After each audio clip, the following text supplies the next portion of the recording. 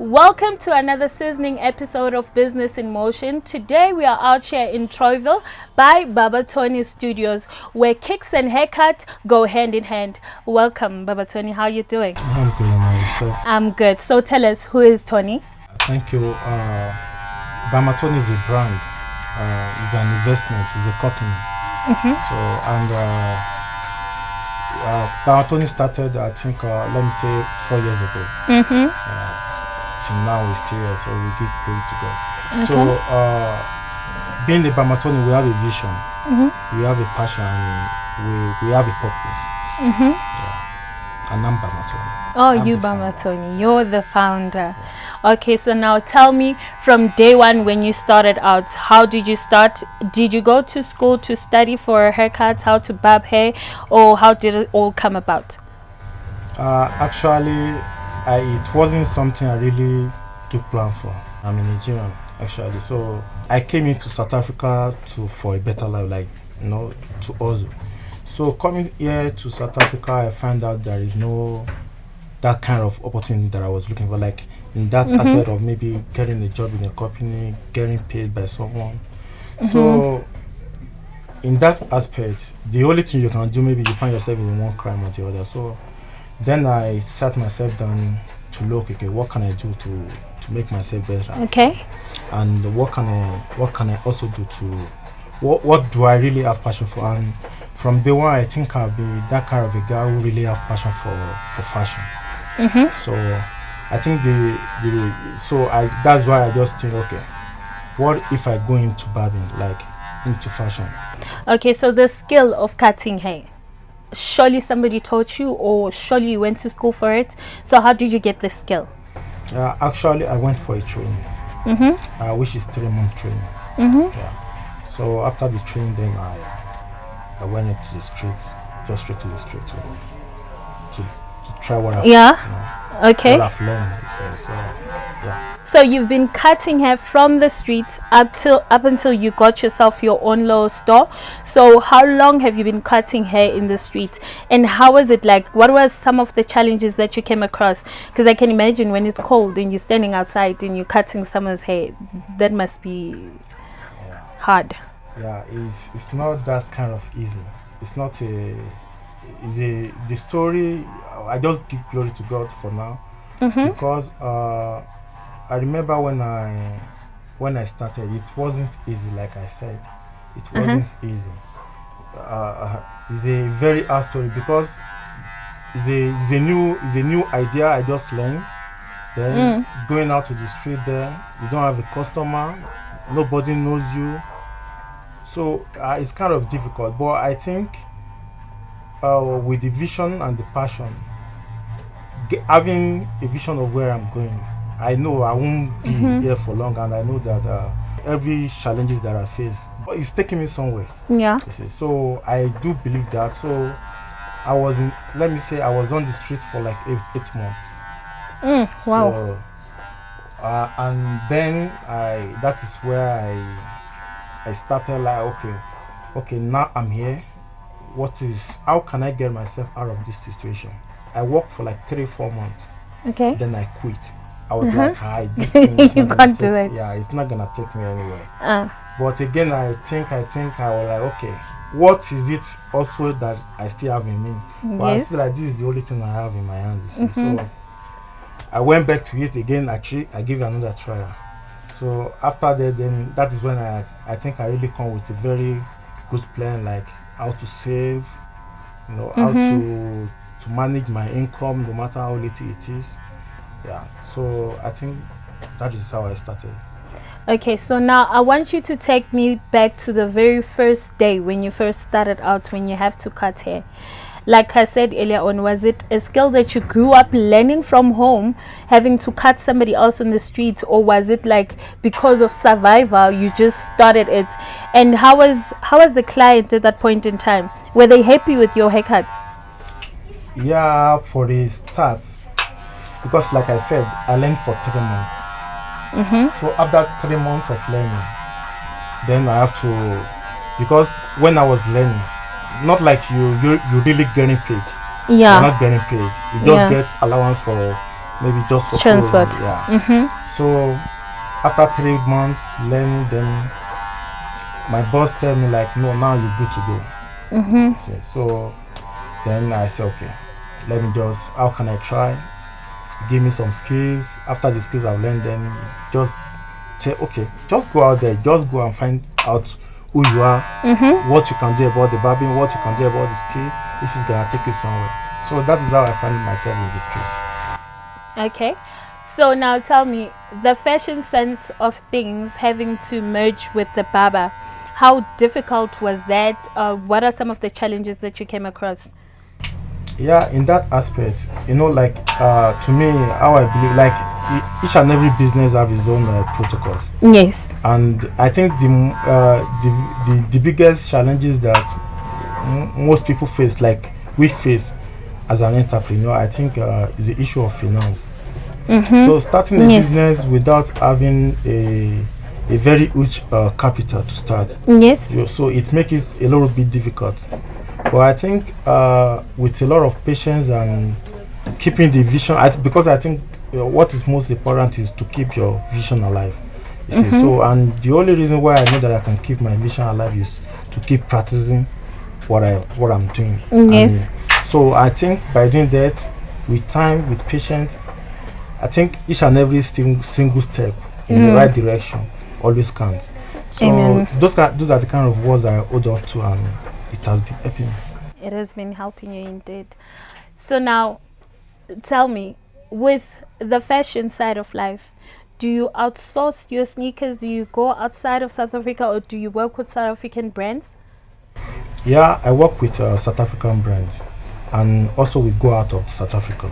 Okay. Yeah, because it's not only we don't only sell what South Africa only produces. So it's like, because we're having different clients from different areas. Yes. So, yeah, and sometimes your client can come and like, okay, by Matoni, can you get us this kind of a shoe? So and at the end of the day, you find out that this is the kind of shoe whereby you have to go outside there before you can get it. Yeah. So outside of the country also, I have people I worked with. When I got a order, I let them know, okay, this is what I want, this is what I. So and yeah, I work outside the country. Now I'm coming back to Barbing hair. So I don't know, like I want to know in terms of health, because you're dealing with hair and you cutting and all of that. Do you have to get approved for you to be able to do that in terms of health? Does the Department of Health give you some sort of a certificate? Yeah, yeah, that is. But to me, once I think the training that I've go through, I've already qualified me to practice what I've learned. So, yeah. So, but the before I can start my own company, like start my own business, I have to take a permission from the government. Yes. So, which means I have to get myself registered.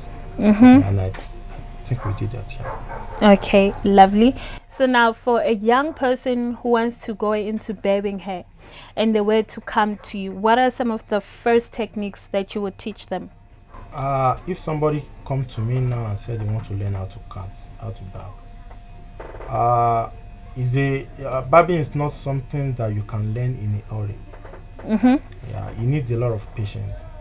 So I think for the first week, I will teach you how to use the machine, like how it works, the clips, how they works, how we treat our customers, what they really want, how you can make your customer to get satisfied, how to gain the heart of the customer. I think the first week will be basically on how the business works. Okay. Yeah. And then now, when it comes to styles, what are you known for here? What is the most popular style that people come and say, okay, this is what I want to get? Are you known for your trimming? Are you known for all those decors that they do on their heads? What is it that you're known for? Yeah, I think when it comes to cutting, like I said, I have different clients from different areas, and they all love me for different reasons. Yes. Yeah. So in this kind of a business, you really don't know what your customer really love about you. That is why you have to try to balance each and every angle of it. See, number one thing, I think making your customer to feel comfortable, Yes. yeah, is another thing. And always ask your customers when you're working. Like, if I'm working, I Yes. always ask, do you want it like this, or how do you want it? Yeah. So it's either you give me your own opinion or you tell me to do it the way I want. Yes. So, but in any way you want me to do it, I always make sure you're happy. Yes. So, but when it comes to the styles, I think I'm very good in any style you want. No, but there must be a signature style that people say, you know what, you can't get it anywhere else. You have to come to Tony Baba. There's no other place that you can get this done. Yeah, okay. Let me put it this way. In the aspect of a brush Yes. cards, yeah, I'm very good. Mm-hmm. And the reason why it's very hard for me to differentiate this kind of a thing is because I have customers who come for brush. Yes. And they know I'm very good in that. Yeah. I have customers who come for fade. And they know I'm very good in that. I have customers who come for skin. And they know I'm very good in that. So, and when the customers are coming, not like they coming together. Yeah. This one come and tell you how he feel about you. Yes. This one comes to tell you how he feel about you. Yeah. So if I have to talk about all those aspects, I think I have to say I'm very good in every aspect of buying because it's something I do full time. Yes. So, and I spend most time making sure my customers are happy. Okay, that's lovely. So now, as you've seen it and you've heard it right here on Business in Motion, with you back at home, I'm about to get myself a cool haircut while you hear some of the reviews. What people who know him, what do they have to say about Baba Tony? See you later. Yeah, I knew Baba Tony about 3 months ago, and to me, he's an hardworking guy and also down to earth. What I love about him is he's down to earth. No matter who you are, he's always down to talk to you, and he has also motivated me in a lot of ways anytime I come here. In time of difficulties, he gives you a good advice as a brother, and he's also God-fearing person. That's what I know about Baba Tony, and I always come here to barb like every 2 weeks. According to what I know about Baba Tony, he's a good barber, actually one of the best that I know, because I've been to a lot of barbers and yeah, he's top them all. And personally, he's a great man. He gives good advice in times of need, and I would say he's one of the wisest men I've met so far in life. According to his history, what I've heard about him, how he started, I would say he inspires me a lot to become a great person, and I shouldn't pay attention to where I start but where I want to go to. Welcome back, Nizibonele again, Nizivele Nani Emakaya. I'm still here with Baba Tony. So now, tell me, what would you say to a younger version of you? If you were to go back and see yourself, what is the advice that you would give yourself? Right now, if I have to go back, I think I will. Most of the mistakes I've made in my past, I think I will, if I can be able to, mostly the time I've wasted before dictating myself or before coming to fashion. Yes. Maybe assuming I've realized like, okay, the passion is that thing I really want to do. Yes. So I think that will have helped me a lot. So if I have to go back to my past, I think that is what I made, starting earlier. Okay, to start in time. Yeah. Okay. So now with your fashion and your shoes. Now, let's just say I'm a local brand. I have my own brand, Nandelicious, and I want to collaborate with you. How do I get hold of you? It's so easy. If you have your own brand, we don't mind working with someone, especially when it's. So the first thing I think, if we sit down, we talk about business, we check your brand out. If it's what we can sell, yeah. If it satisfies us, because before we can also put something out there to sell, we must make sure it's something that at least we have confidence. Yes. In pushing it. Yes. So If we look the brand, we check the materials, everything is okay. It's up to the standard of us selling it. Yeah, we can go into business. We go into agreements. Okay. So now with you being here in this area, what are some of the things that you've done to change the community around you?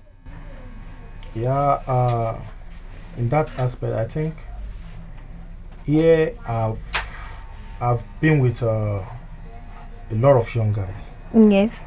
especially you you finish grade 12. Yes. You still have to wait maybe for some months before your result come out, Yes. or you out there, you have that complaint of no one is helping you. You don't have Yes. families, or your parents are not financially okay maybe to take you to school. Like those kind of young guys, I like to meet them because I know most guys who just walk around, don't do anything. So I call you, I tell you, I let you realize this is how you can start it, this is what you can do. I give them ideas, and I also give them my support. Yeah, in any way I can, maybe financially, in advice wise, materially. Yeah, I do that. So how do you stay relevant? I think that it takes a lot of discipline. Yeah. You see, because this kind of a business is a business whereby you have to be there 247, Monday to Monday. Yes. Yeah, you don't have a day off. So, and each and every customer counts. We respect everyone, and we appreciate each and every customers we have, because in this business, another thing is to get a customer. Another thing is to know how to maintain a customer. Because if you don't know how to maintain your customer, he will go, and if somebody treats him, he might even lose interest in you. So I think constant is one of the most important weapon in that aspect. Yeah. Okay. Lovely. And I saw you cutting kids' hair. So, like when it comes to kids, we know they're fussy. So, if you get a kid who cries a lot, how do you make sure they calm down? What do you do? Do you give them candy, or what do you do? Yeah, you have to be patient with the kids. I think if you are cutting with any kid, you're cutting for any kids, you have to come down to his or a level. Yes. Like you play with her. Yes. You know, like be friendly. Yes. Yeah, if it have to take to that stage of giving him candle or biscuits, just we do that. Okay. Okay, lovely. So now, me as a young South African person right now, if I was to meet you in the street, and let's just say I wanna do something with you. Let's just say I want to establish some sort of business with you. Now, do you think with everything that's going on with South African and foreigners, would it be an easy thing? Or is it easy to just work with foreigners for your own side? Or yeah, me personally, I actually see myself as an African. yes. So I'm from Nigerian, but I don't see myself as someone coming from Nigeria, because being in South Africa is 6 hours journey Yes. from Nigeria to South Africans. Yes. To South Africa, and I think there are some part of South Africa where, but even if you have to travel to maybe you can spend more than 6 hours. Yes. So in that aspect, I don't see myself as a foreigner in this land, because as a Nigerian, this is my continent as an African. Yes. See? Yes. So if I'm not welcome in African land, Where else? Where else? You see? Yeah. So, and I think for you to invest in a business, or in a country, or in a place, that means you have already like tell yourself, this is where I am. Yes. See? So for now, this is why I am. If I see any South African, I don't discriminate, and I don't, Yes. because even to me, you can. If I didn't tell you I'm from Nigeria, it might be very hard for you To know. to know. I have seen people who see me, they say I look like a Malawian. I say I don't know, maybe my forefathers are from there. I see people who tell me maybe you are from Mozambique. So I think it's still same blood that is running in our vein as an African. So I don't have a problem working with the South African. Okay, lovely. So now, with that being mentioned, especially mentioning the thing the foreign exchange. So how do you think that you have contributed with the economy of South Africa per se, like foreign exchange per se, within here in South Africa? Yeah, we do transactions. Mm-hmm. Like we use the bank, Yeah. we pay tax, Mm-hmm. we pay rent, money comes in, money go out. So, and I think what we do is a kind of way whereby uh, we don't look up to the government. Yeah. We don't get anything from the government. Yes. I think government gets from us. Yes. You see, so I think in that aspect, I'm contributing to South African economy, and also we also train. You Yes. see, yeah, we have guys we've trained accountants.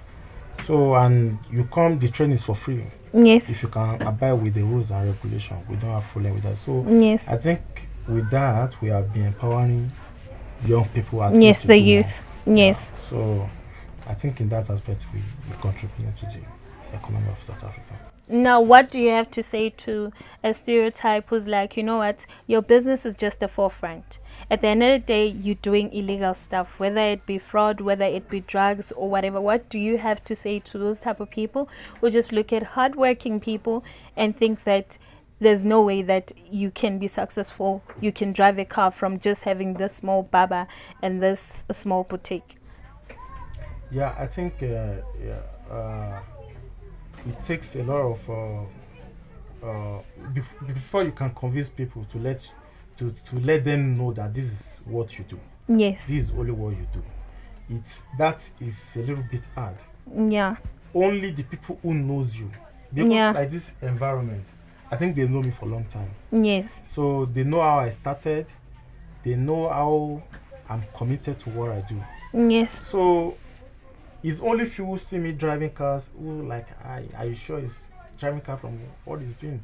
But people who really know how hardworking I am, Yes. how consistent I am, I think they know that, they don't even challenge you. Yes. You see, even before you buy the car, some people have been telling you like, oh no, when are you gonna buy a car? Mm-hmm. Because when they come to you, always you busy, always you busy, always you busy. It's like no, Mm-hmm. they come, they see, you trying. So I don't really have a problem with that. But some other people can come into the book. I've seen somebody who have challenged me and asked me, Yes. how much do you pay for a year? I tell him. Where you stay, how much do you pay? I tell him. Like almost my bills is like, and you making that money from here. From yeah. But I don't have any other things I'm doing. This is the only thing I do. Yeah, in forgetting the hours that you actually put in here, you hear almost 24/7. Yeah, 247. Yeah. We open normally 8:30, 8:30, sometimes 8 o'clock if we have a client that is very in a hurry. Mm-hmm. Yeah, let me say 8 till 9 o'clock in the night. See, and it's every day, it's constant, Monday to Monday. Yes. So now, with government, what would you, if you were to meet the mayor right now, what would you ask the mayor to do to change? If I'm opportune to meet the mayor, I think there are a lot of things that is holding us down, Yes. especially we as an African. Yes. Yeah, seeing each other as a stranger, Mm-hmm. I think it's kind of something that is taking us back. Yes. So in that aspect, number one thing that I will say, that I will talk about, is the issue of permit. Yeah. Yeah, for you to get, if the government can make things to be much easier, if they can let people get access in a normal way. I'm not saying maybe you must just call people then, but in a normal way, let them have access to get what they need, like, because like a lot of people are here in SA, they can even be hustling, but they don't have a bank account because they don't have a proper paper. Yes. You even go to the home affairs, sometimes you get arrested. And these are the people who are supposed to be rescuing you, Yeah. but they are the one putting you in jail. You Yeah. see. So if I'm opportune to meet the mayor, I think that would be a aspect whereby I would like to plead to him to do something about. If he can do something about that, I would be very glad, so that we as an African, we can develop each other, because I Yes. think it's time now for us to embrace each other, because now you can see what is going on outside there. Nobody wants us, Yeah. you see. So, and if nobody wants us, and we ourselves, we don't want ourselves, where can we go? You see. No way. And I think united we stand, divided we fall. We fall. Only a South African can build this nation, Yes. as well as a Nigerian. Ask in every part of the world, people migrate, and we as an African, if you see an African in a black man in Europe, without nobody telling you, you know that maybe this guy is from Africa. Yeah. In one way or the other, maybe his parents find them there. But me as an African, once you see me as a black man in this land, you can't really say you are from Europe. This is where I belong. So I think within ourselves, we have to be united. We need to be united. We need to realize that we are one. It's the same blood that runs in our veins. Yeah. So now, with you having said everything you've taken us through from scratch to the very end, so now I want to take it back to barbing hair. Is it really about clippers and scissors, or is there more to it? It's really about, because without the clipper you can't really say you want to barb. It have to do with yourself, the machine, and I think barbing is a business. Yes. Yeah. So if you don't really, if you can have the skills. Yes. But if you don't really know how the business works, Yes. you might not really move far. You might not go far in the business. Because that's why I say it's another thing to gain a customer. It's another thing to know how to maintain a customer. To maintain. So you have to, I think in this business, there are a lot of things that is involved, especially when it comes to dealing with your customers. Because you have to, you need to be very patient. Yes. Some customer will be angry with you, some are in hurry, some already have a stress. Yes. So, and this, you find yourself working with that kind of a person, you don't even know what is passing through. So, small question can... Yeah. So, there are some things also you have to get angry for, but I think patience, you need to be very patient when it comes to this business. Okay, you've heard it right here at Tony's Barber. I'm your girl Nandi, holding it down. I'm signing out. Today we've learned a lot. Umntu ngumntu ngabantu, ungamlibali omnye umntu, subuka ibala nemvelaphi yakhe, ucinga libafana wena awunothi sifumane kwenye indawo. Sizanibona kwenye game ezayo. Bye.